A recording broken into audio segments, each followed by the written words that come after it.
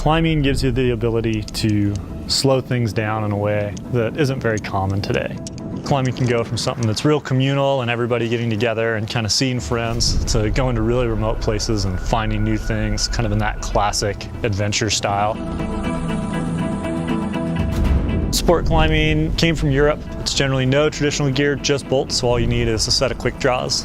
And now with the growth in climbing and all the new climbers we're seeing, it's kind of the easiest, less gear intensive, safe place to kind of show up and just go climbing. The first time you go out climbing, you see a bolt on the wall and you just assume it's good and you assume everything's going to be safe. These bolts were put in by people who did it for themselves before climbing was popular. They did it expecting the bolts would hold them up.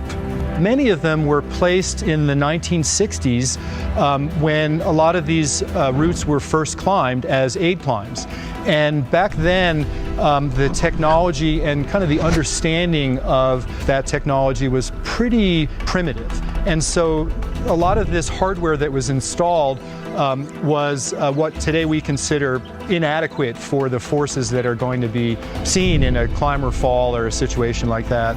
Depending on where you are, it can be a single piece of protection that your whole life is going on. And it's one reason that bolt replacement is really big for the climbing community today.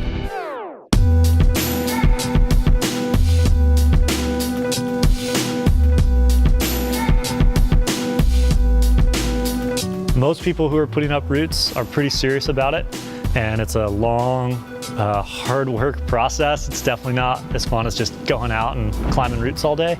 But part of that process is making sure the equipment ends up in the right place, the bolts are able to clip, it's safe.